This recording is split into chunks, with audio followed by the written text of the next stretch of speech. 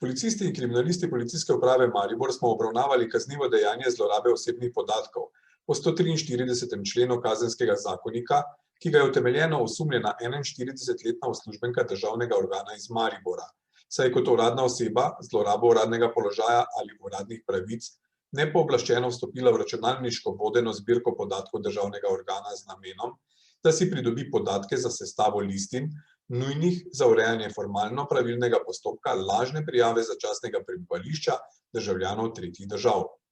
Z dosedanjo preiskavo smo prav tako ugotovili, da 41-letna osumljenka v sostorilstvo s 50-letnim osumljenim zunajzakonskim partnerjem, državljanom Republike Slovenije, izvršila 7 kaznivih dejanj ponarejanja listin po 251. členu Kazenskega zakonika, saj sta v letih 2019 do 2020 v postopkih z uslužbenci upravnih enot večkrat kot pravo uporabila ponarejeno listino, to je izjava lastnika nepremičnin, kot procesno nujno dovolilo za bivanje na naslovu.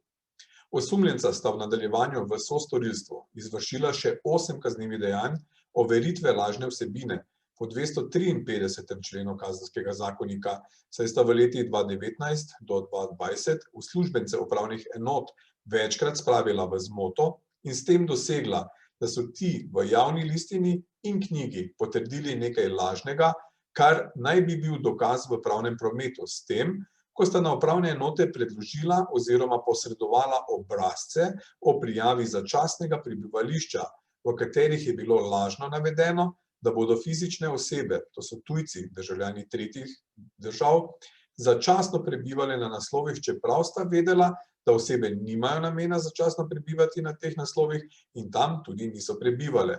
Tako sta dosegla, da so uslužbenci upravnih enot fizičnim osebam izdali potrdila o prijavi začasnega prebivališča ter jih vpisali v register stalnega prebivalstva Republike Slovenije. Po do sedaj zbranih obvestilih so tujci za posamezno fiktivno prijavo prebivališča plačali med 350 in 550 evrov, s čimer sta si v obdobju nekaj več kot enega leta pridobila vsaj 50.000 evrov protipravne premoženjske koristi. Natančna višina protipravno pridobljene premoženjske koristi bo znana po zaključeni kriminalistični preiskavi. Osumljenima je bila 10. februarja letos skladno z določili zakona o kazenskem postopku odvzeta prostost in odrejeno pridržanje. Policisti in kriminalisti so v času pridržanja na podlagi odredb pristojnega okrožnega sodišča v Mariboru opravili hišne preiskave na različnih naslovih na območju Policijske uprave Maribor. Osumljena sta bila 12. februarja ob 8:30 s kazensko ovadbo prevedena k dežurnemu preiskovalnemu sodniku okrožnega sodišča v Mariboru, ki jo je po zaslišanju izpustil na prostost oziroma ni odredil pripora. Za kaznivo dejanje zlorabe osebnih podatkov po drugem v zvezi s 7. odstavkom 143. člena Kazenskega zakonika je predpisana kazen zapora do 5 let. Za kaznivo dejanje ponarejanja listin po prvem odstavku 251. člena Kazenskega zakonika je predpisana kazen zapora do 2 let. Za kaznivo dejanje overitve lažne vsebine po prvem odstavku 253. člena Kazenskega zakonika je predpisana kazen zapora do 3 let.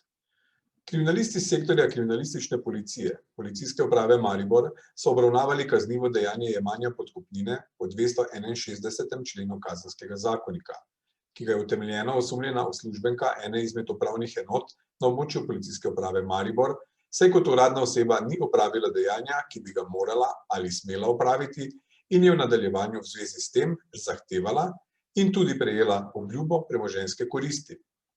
Policisti Policijske postaje Maribor 1 so 6. januarja 2020 prejeli anonimno pisanje, iz katerega so izhajali očitki neznani osebi, zaposleni na eni izmed upravnih enot na območju Policijske uprave Maribor, da je fizični osebi oziroma tujcu, državljanu tretje države, zavrnila prijavo začasnega prebivališča na naslovu iz območja Celja, hkrati pa bi mu naj ponudila prijavo na naslovu na območju Maribora, za kar bi mu naj postavila ceno 25 evrov.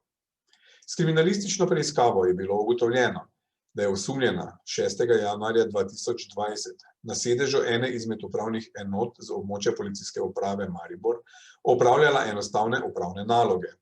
Pri tem je od dveh fizičnih oseb oziroma tujcev, državljanov tretjih držav, prejela izpolnjeno izjavo s pooblastilom lastnika stanovanjskega objekta, da lahko na naslovu z območja Celja opravi prijavo začasnih prebivališč.